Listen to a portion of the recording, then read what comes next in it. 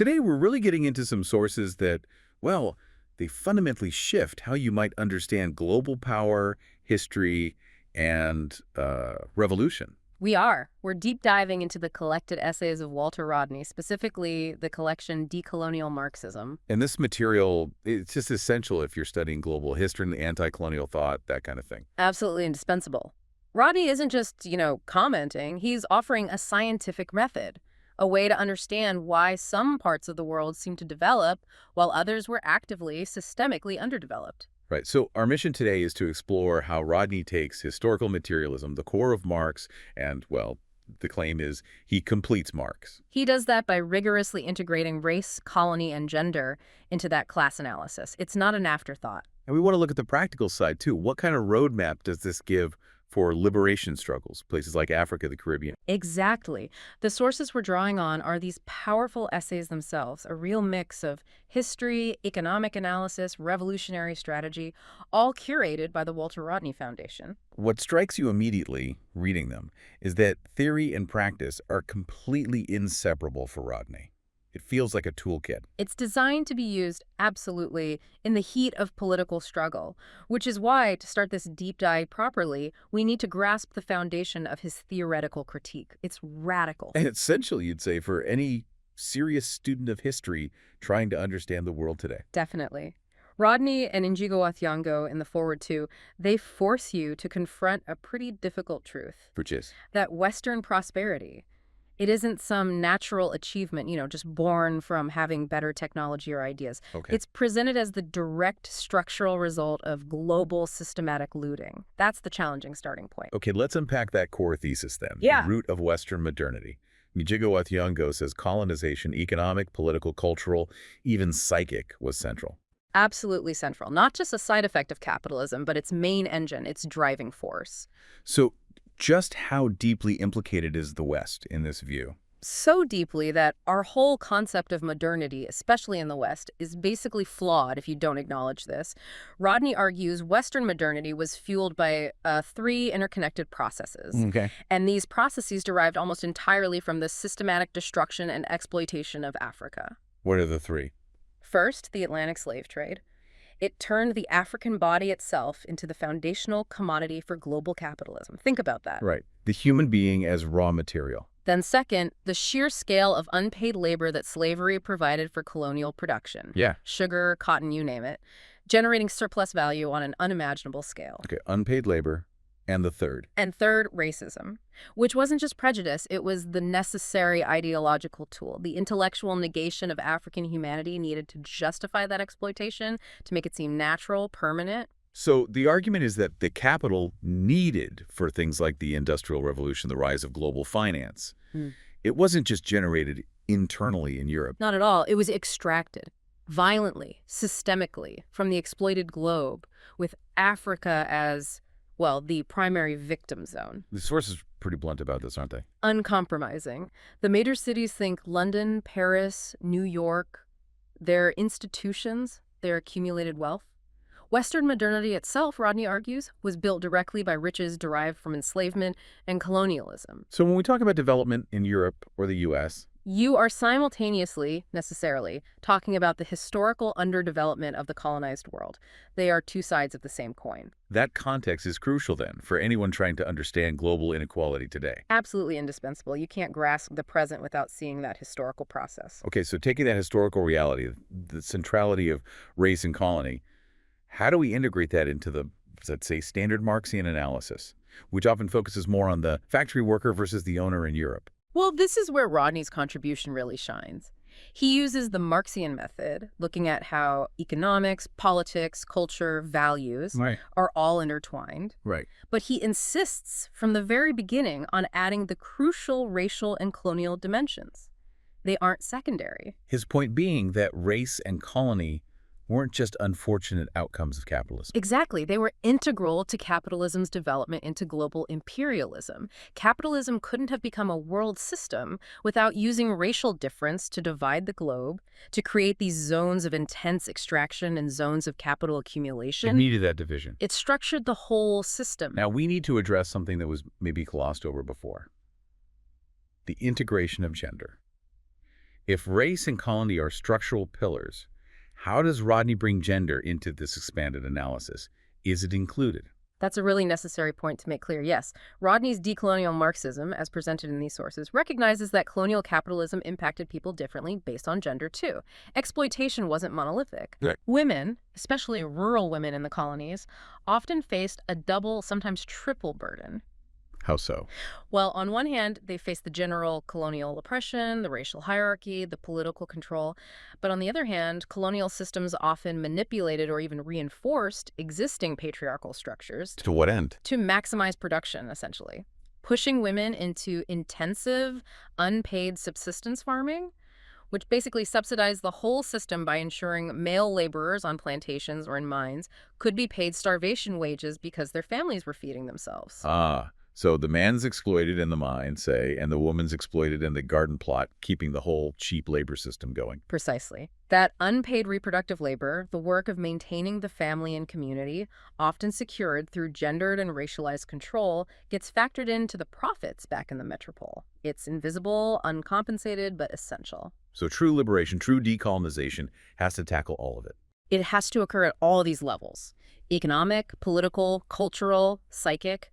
And that absolutely must include dismantling the gendered oppression that colonialism often deepened or reshaped. That's how Rodney completes Marx then, by seeing class through this inseparable lens of race, colony, and gender.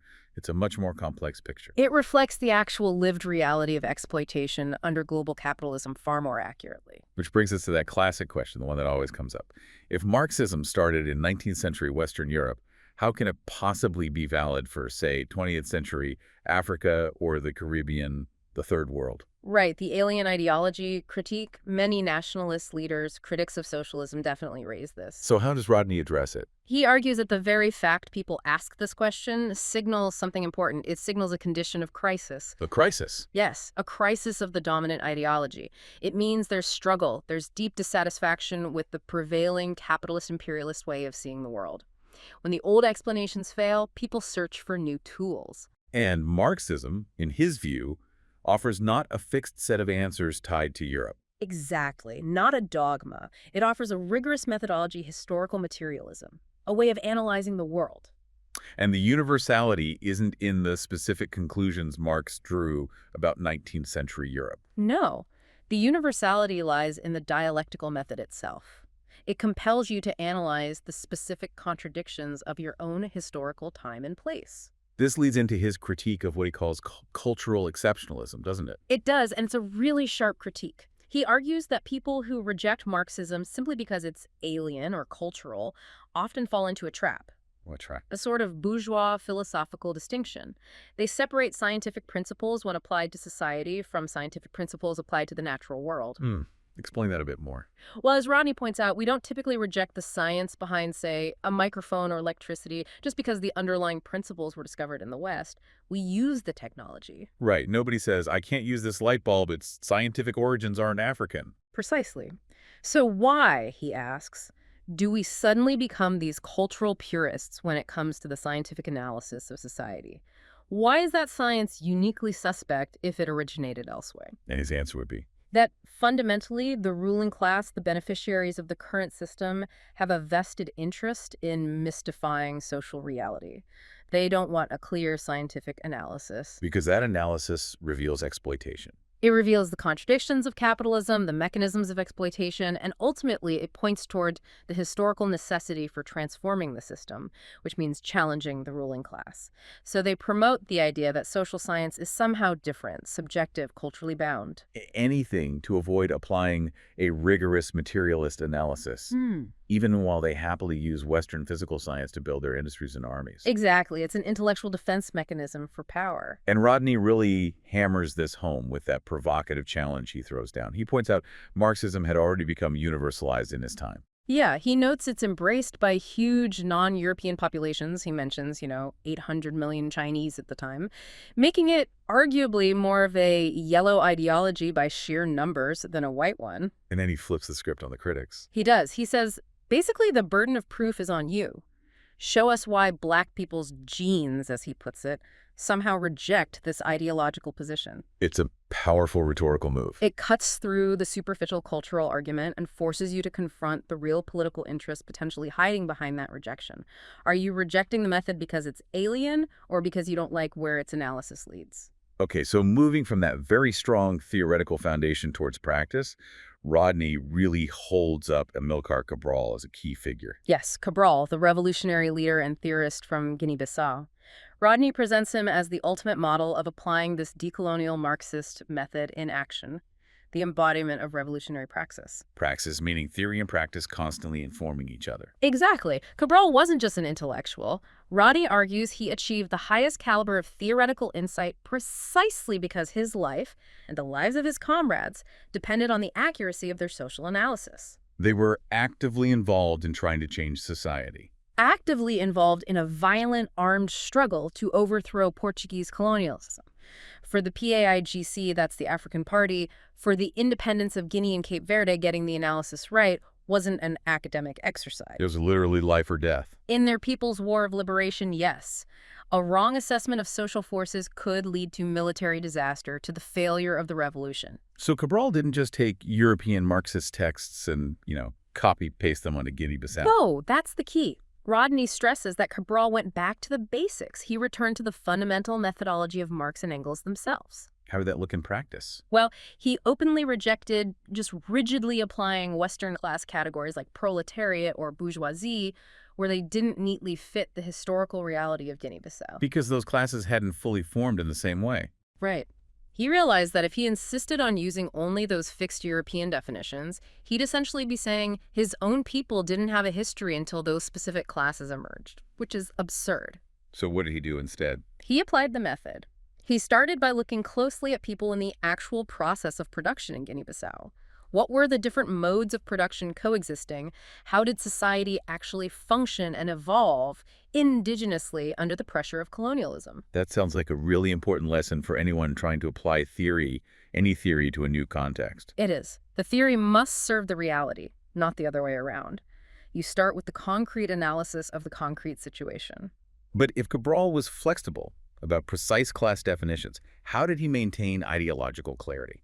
How did they keep the socialist goal in view if there wasn't a clear, defined industrial proletariat to lead the way, as in the classic European model? That's a great question, and it really points to the sophistication of the PAIGC's approach, as Rodney describes it. How did they manage it? Cabral maintained consistency by defining the revolutionary goal, not necessarily by the name of the class leading it, but by the nature of the transformation they were aiming for. Which was? Moving beyond just flag independence, beyond mere nationalism, towards a genuine socialist transformation of the society, reorganizing production, power, everything. And their scientific worldview, their detailed analysis, allowed them to mobilize people effectively, even with that complex social structure. Yes, because they understood the intricacies of their own society. They didn't rely on broad imported categories. Can you give some examples of that intricate analysis? What kind of things did Cabral look at?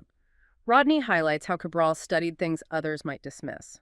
For instance, the specific relations between youth and elders among the Balanta people. This was a source of social tension the PAIGC could understand and strategically leverage for mobilization. Okay. Or take the economic role of the itinerant Manding traders people moving across different regions, connecting different modes of production. Understanding their material interests, their structural position, was vital. So by understanding these specific groups and their internal dynamics, the PAIGC could figure out who were potential allies, who needed to be won over politically, who might be obstacles, and who formed the most reliable base for the long, hard struggle ahead.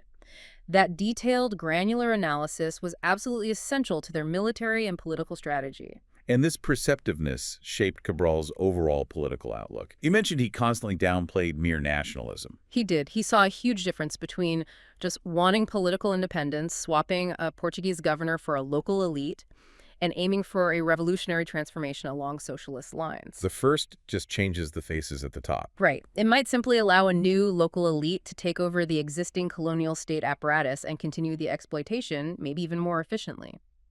Cabral's definition of true independence was much more demanding. What was his standard? How did he define it? He famously put it something like this, and I'm paraphrasing from Rodney's account: Independence isn't just about kicking out the Portuguese. The people must be secure. Secure in the knowledge that no one is going to steal their labor anymore, that the wealth of their country isn't just going into somebody else's pocket. That's a fundamentally different goal. It absolutely is. It demands structural change. It demands socialism, essentially, not just political window dressing. Which underlines that dual nature of the struggle he talked about. The nationalist fight comes first, chronologically. Yes, you have to defeat the colonizer first. But you have to be preparing for the next stage, the socialist revolution, right from the beginning. Absolutely. It wasn't enough for the PAGC just to fight the Portuguese militarily. Rodney emphasizes they were simultaneously engaged in intense cadre formation, political education for the masses, creating new democratic proto-socialist structures and attitudes within the liberated zones they controlled. Why was that simultaneous work so critical? To ensure that when formal independence finally arrived, the people were already conscious of their power, already practicing self-management, and ready to defend the revolution against new internal enemies. The potential local exploiters, the African elite, who might try to hijack the independence. Exactly. Those who would inevitably emerge and try to consolidate their own class power using the newly independent state. The preparation had to be political and ideological, not just military. This brings us back to his complex class analysis.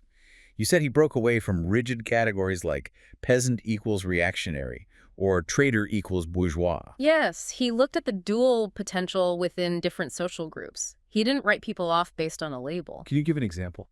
Rodney mentions Cabral's analysis of the Fula chiefs or lords.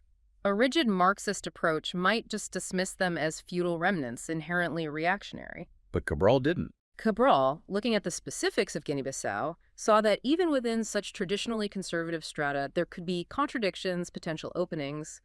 Revolutionary potential could be realized if they were brought under the correct ideological and organizational leadership of the party, the PAIGC. So it's a dynamic view of class forces. Extremely dynamic, constantly reassessing based on the changing material conditions of the struggle itself.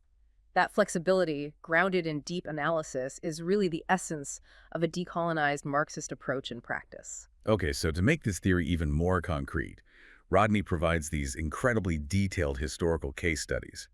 His homeland, Guyana, is a prime example he uses to show how underdevelopment actually happened and how neo-colonial powers emerged. Yes, the history of Guyana is really instructive. Let's start with the imperialist economic integration, specifically how bauxite mining was introduced. Bauxite, the ore for aluminum. Right. Its discovery in Guyana led almost immediately to total domination by U.S. and Canadian financial interests. The Demerara Bauxite Company, Dembera, was set up in 1916. And they took control quickly. Very quickly. They established monopoly control not just over the mining, but even over the shipping needed to export it, through subsidiaries like Sprostons, which meant foreign capital dictated everything: production levels, pricing, wages. They ensured the maximum possible value was extracted and left Guyana, benefiting shareholders in North America, not the people of Guyana. It's a classic case of resource colonization. And significantly, this wasn't just the old colonial power, Britain, exploiting its colony. It marked something else, too. Exactly. It signaled the rise of U.S. imperialism in the region. Guyana became, a small but significant piece in a much larger puzzle unfolding across Latin America and the Caribbean. What was that larger puzzle? U.S. trade and capital were rapidly pushing out formal British influence everywhere. Rodney notes the local press in Guyana at the time was actually quite perceptive. What were they saying? They accurately feared that Britain would eventually hand over its Caribbean possessions to the United States in every respect except that of international law. Meaning the U.S. would have all the economic control, the real power, without the formal hassle and cost of political administration. Precisely. The beginnings of neocolonialism were already visible, even in the early 20th century. Financial hegemony replacing direct rule. Meanwhile, Guyana had other resources, right? Gold, diamonds, rubber, balata. Didn't they offer some hope for internal development? They created an illusion of wealth, certainly, and they did incentivize some people to look inland towards the bush, away from the coastal sugar plantations.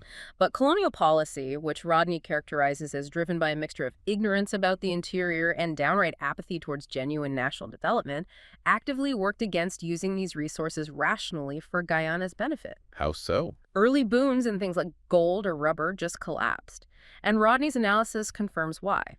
The colonial regime had no interest in deep, systematic exploitation of hinterland resources by locals or for local benefit. Why not? Firstly, they reserved the potential for large-scale extraction for foreign capital.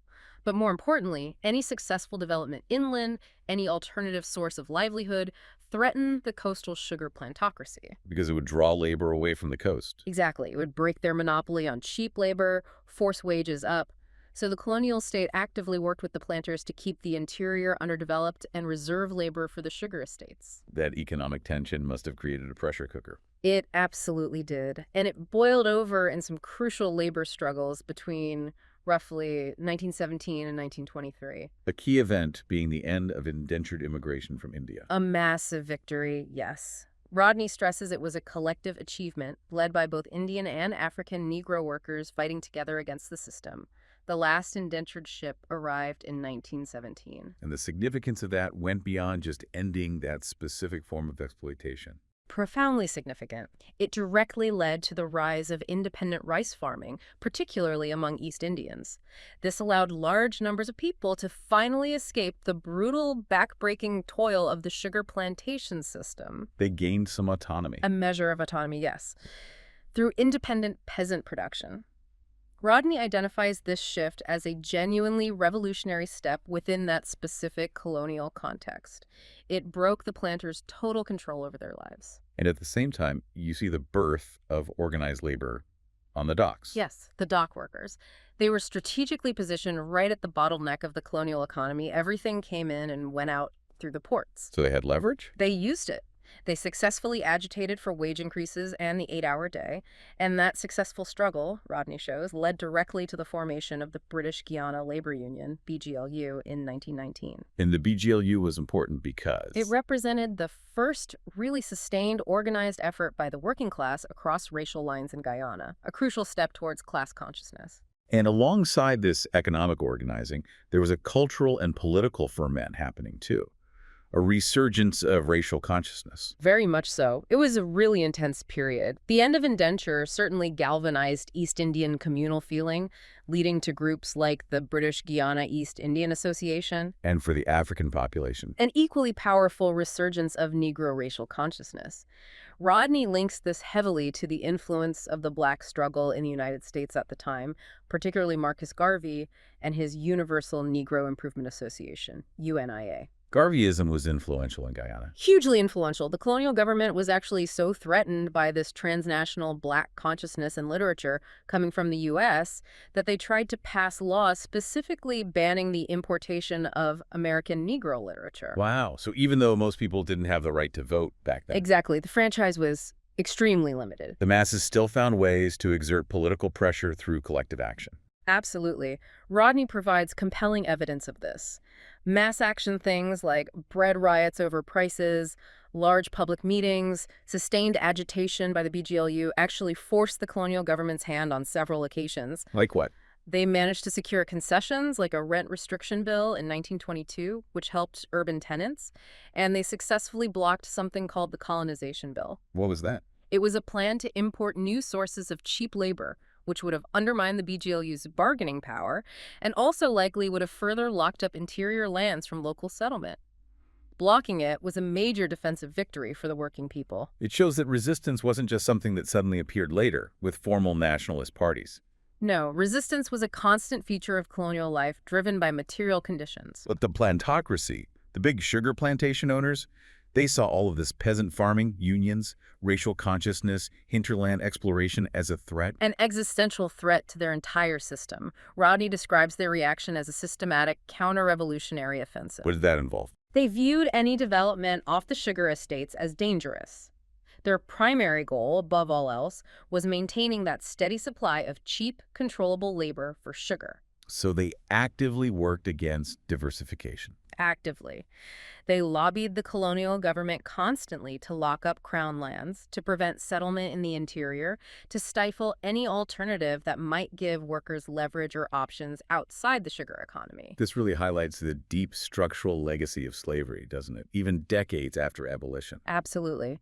Rodney argues the slave-based plantation economy and the mentality it fostered was the principal stumbling block to any kind of balanced, integrated economic development in Guyana. How so? Because the entire logic of that dependent economy worked against utilizing domestic resources effectively.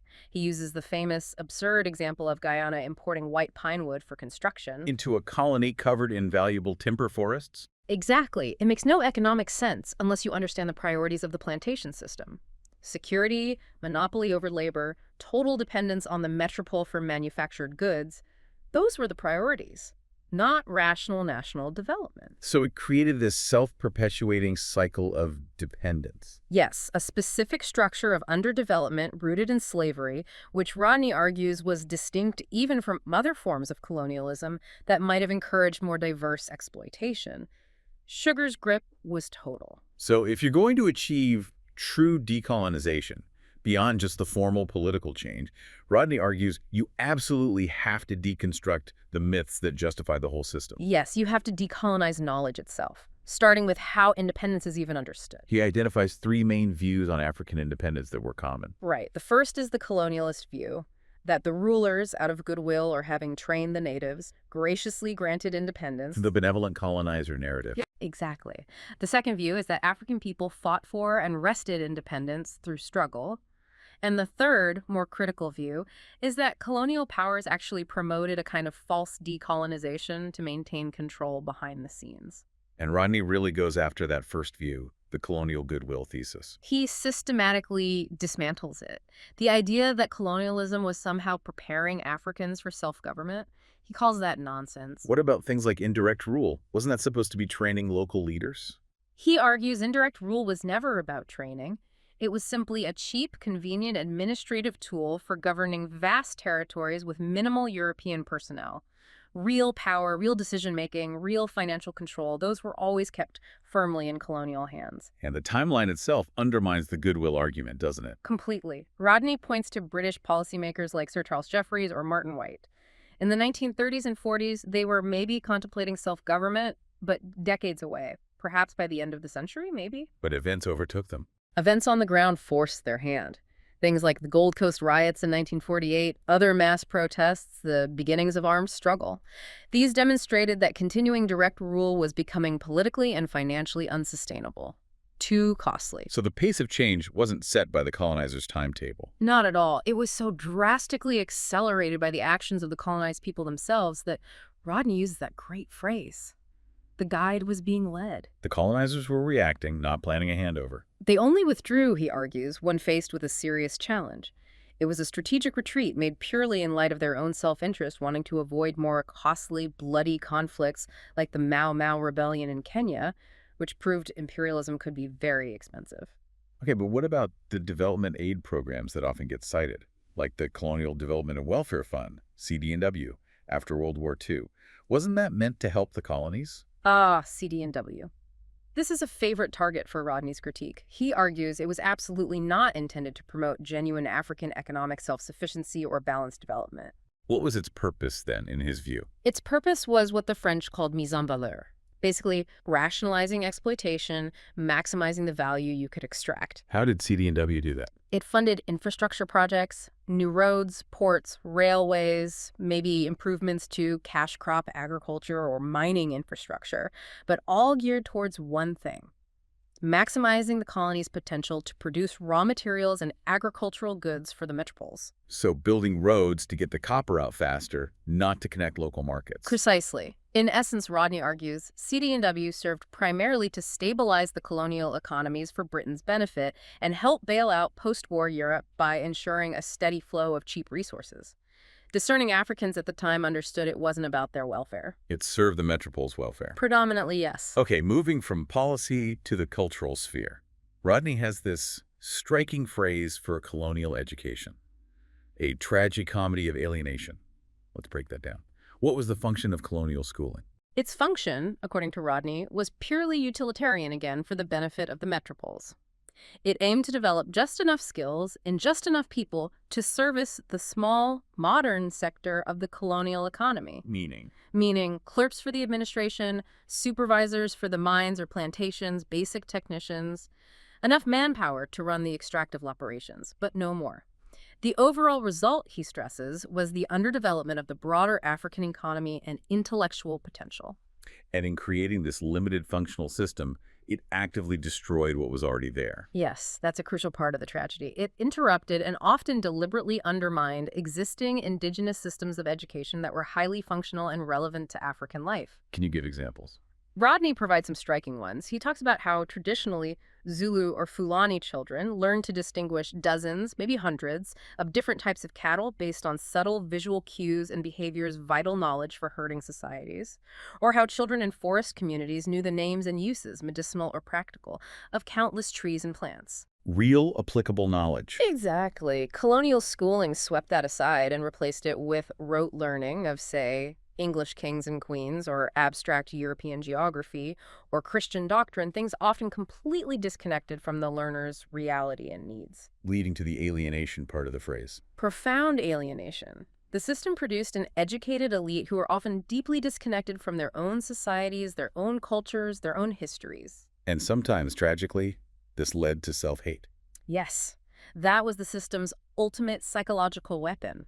Rodney mentions figures like the Senegalese politician Blaise Diagne, who famously declared himself most French.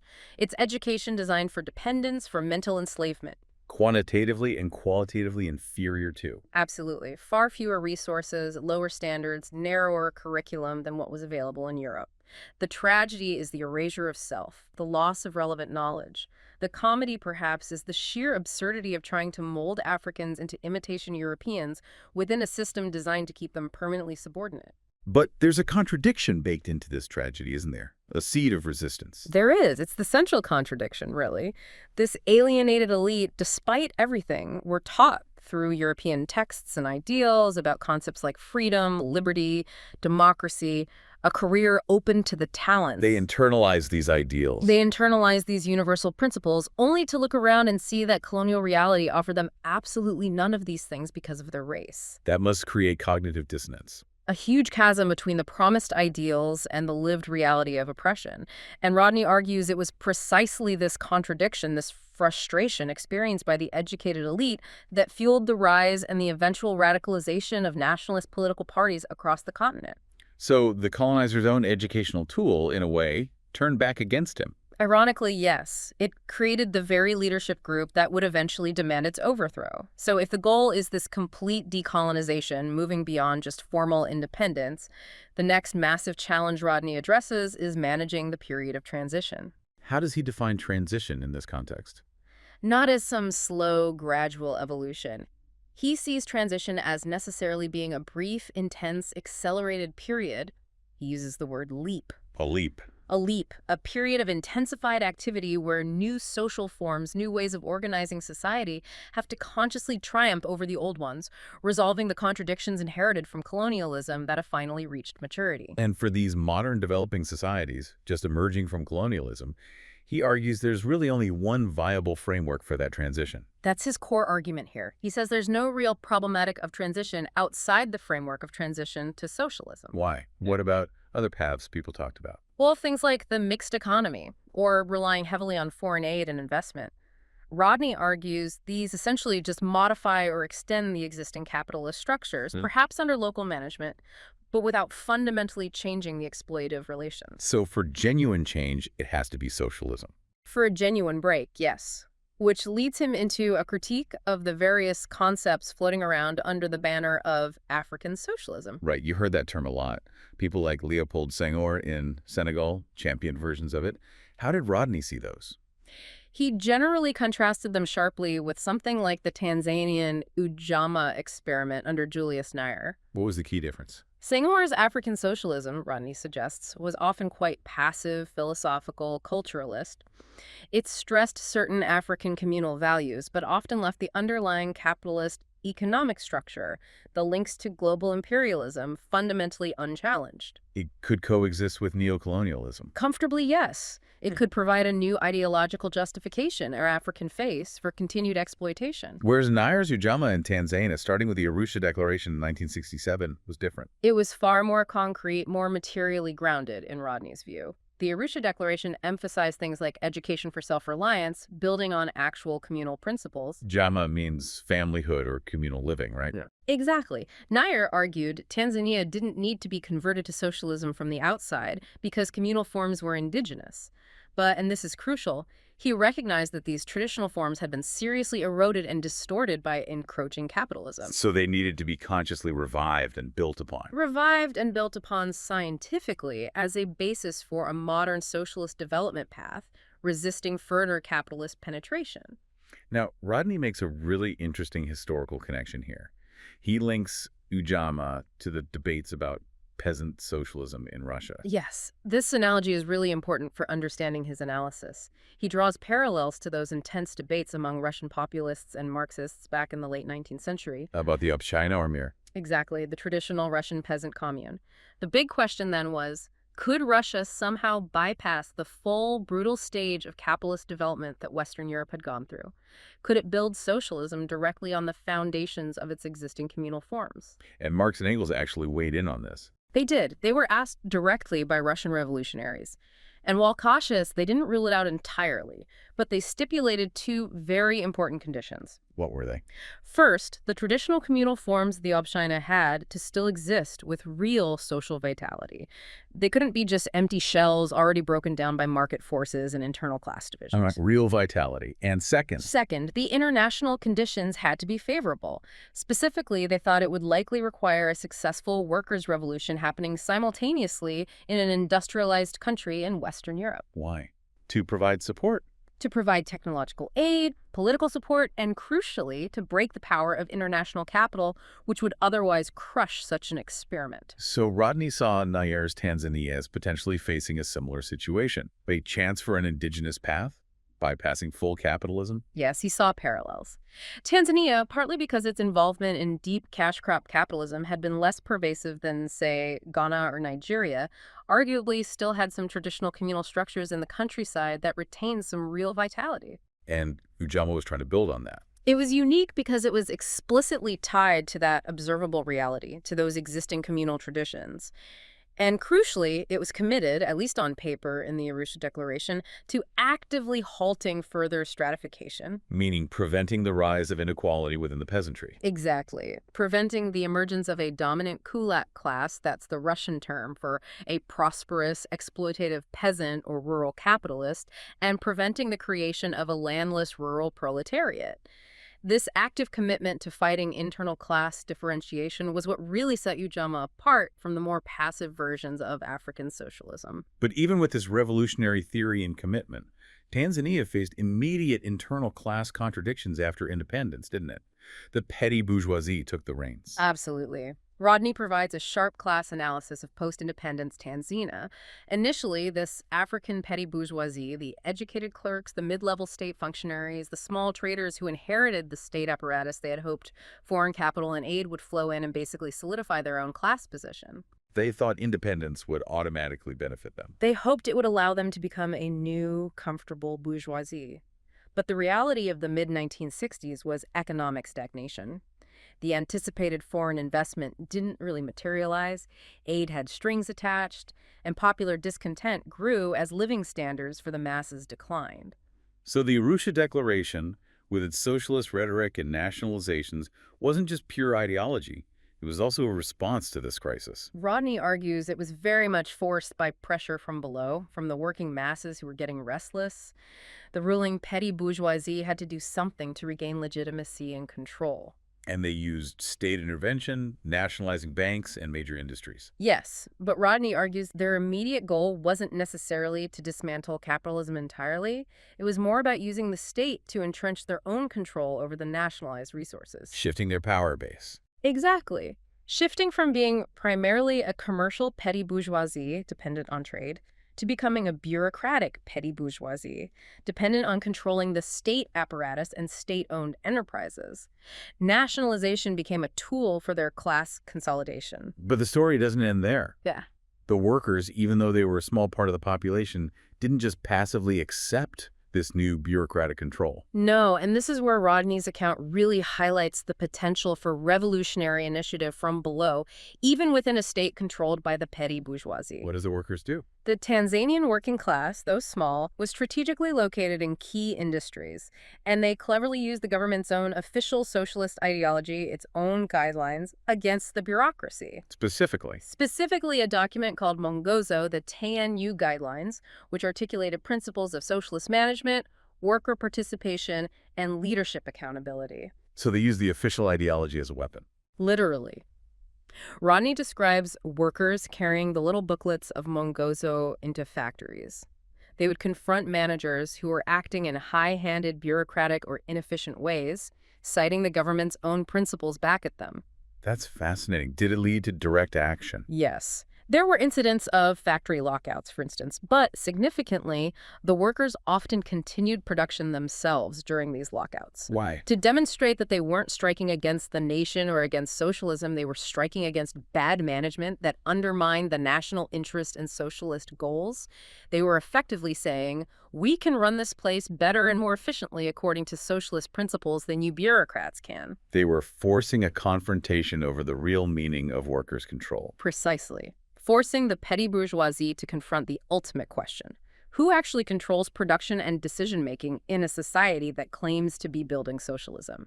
That ongoing struggle, that tension between the bureaucratic state and the initiatives from the working class really defined the complex reality of the Tanzanian transition. And these internal struggles, like in Tanzania, they don't happen in a vacuum. They're constantly shaped by the larger global framework, which Rodney analyzes as neo-colonialism. Exactly. We have to be clear on his definition of decolonization here. It's not just the United Nations definition, the formal termination of colonial rule, getting your flag and anthem. That's just the first step. For Rodney, true decolonization means the continuous enlargement of freedom for the formerly colonized people. And in nominally independent states, that freedom is constrained by neo-colonialism. How does neo-colonialism change the struggle? Well, the facade of direct political rule by the colonizer is gone, which, in a way, exposes the underlying reality more clearly. Which is? Economic exploitation. Now, guaranteed not by a colonial governor, but by multinational corporations, international financial institutions like the IMF and World Bank, and the global market system itself. So decolonization has to become a fight against these economic command centers. Yes. You're no longer just fighting the local colonial administration. You're confronting the core structures of the global capitalist system. This leads to his analysis of economic repartition and the rise of U.S. hegemony, particularly in Africa. Right. He points out that the U.S. was never a major formal colonial power in Africa, unlike Britain or France. But throughout the 20th century, it constantly gained economically and strategically at the expense of the declining European empires. How? Through its immense financial power, through loans, through controlling markets, through technological dominance. Rodney argues the U.S. rapidly emerged as the dominant hegemonic power, especially in southern Africa. He defines this roughly as Zaire, now DRC, southwards. Taking over the role previously played by Britain or Portugal. Effectively, yes. Taking over the overarching political role of policing the region, ensuring stability for Western investments, containing radical movements. The old colonial powers were often financially exhausted, especially after fighting costly anti-insurgency wars. The U.S. stepped in as the new guarantor. The guarantor of capitalist stability and continued resource extraction. Pretty much. Which means for liberation movements operating within that reality, they have to look beyond just the local white settler regime or the immediate former colonizer. They need to identify the global power structure supporting it. Exactly. The U.S.-led economic, political, and sometimes military security structure that ultimately sustains that particular mode of exploitation on the ground. So Rodney's final conclusion really brings all these threads together. Political independence, getting the flag, was just a moment. A necessary moment, yes, a crucial victory, but only a moment in the larger, ongoing totality of transformation needed. And a country remains neo-colonial until Fundamental changes occur in its economic structures and its class structures. Until it breaks free from that subordinate position in the global capitalist system. So the imperative is clear. Decolonization cannot be separated from a total liberation strategy. Which must include? It absolutely must include the recovery of national resources from foreign control. It must include a fundamental restructuring of society so that the people who actually produce the wealth, the workers, the peasants, have the principal say in how society is run. And that inevitably means moving beyond the limits of nationalism. Consciously moving beyond nationalism to incorporate socialism, the transformation of ownership and power, as an integral, indispensable part of the decolonization project itself. They have to become fused. #outro. Wow. Okay, this deep dive into Walter Rodney's Decolonial Marxism really provides an incredibly powerful and challenging framework, especially for, students grappling with anti-colonial thought and global inequality today. It's a demanding framework. Rodney makes some non-negotiable demands on anyone who wants to seriously engage with these ideas. What would you say are the absolute key takeaways, the core demands he makes on us, the learners? I think there are three main ones that come through consistently in these essays. First, you must employ a truly decolonized Marxist methodology. That means race, colony, and gender aren't add-ons. They are essential, integrated parts of your class analysis from the start. Okay, integrate race, colony, gender.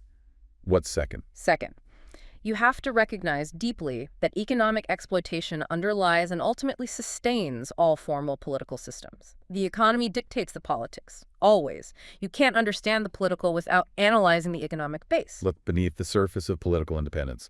Yeah. And third, Understand that true liberation, genuine decolonization, requires a conscious, deliberate disengagement from the global capitalist system that perpetuates underdevelopment. And crucially, the political strategy for that disengagement must be directed primarily by the working class and the peasantry, the people who actually produce the value, not the elites. it's a call for a fundamental shift in power. A revolutionary shift. But amidst all this sharp critique and the immense challenges of neo-colonialism that still exist today, Rodney leaves us with something else too, doesn't he? A sense of, well, revolutionary optimism. He does. It's quite striking. When you look at the state of the world, the poverty, the ongoing exploitation, you have to ask, where does the real potential for freedom, the real revolutionary impulse, actually lie? And his answer isn't where you might expect. No. He argues it's generally not primarily with the people in the comfortable metropoles in the West. Why? Because they are often more confused, more alienated, more pacified by the system's relative comforts, the crumbs, as he might say, and clouded by the pervasive myths of bourgeois ideology. So who are the true repositories of freedom's potential? He points directly to those who are the most oppressed, the peasants struggling for land in the African countryside, the workers exploited on the plantations and in the mines. Why them? Because their oppression is starker. Because their oppression is stark, their contradictions are clearer, and perhaps most importantly, they have arguably not been as fully dehumanized by the system's alienating effects. Their need for fundamental change is absolute, existential. So the ultimate challenge for the student, for anyone engaging with these ideas, Is to take the scientific, decolonized method that Rodney lays out, apply it rigorously to understanding social reality today, and use that understanding to aid in the difficult, necessary birth of, as he would hope, a truly African and international socialism. That's the task he leaves you with.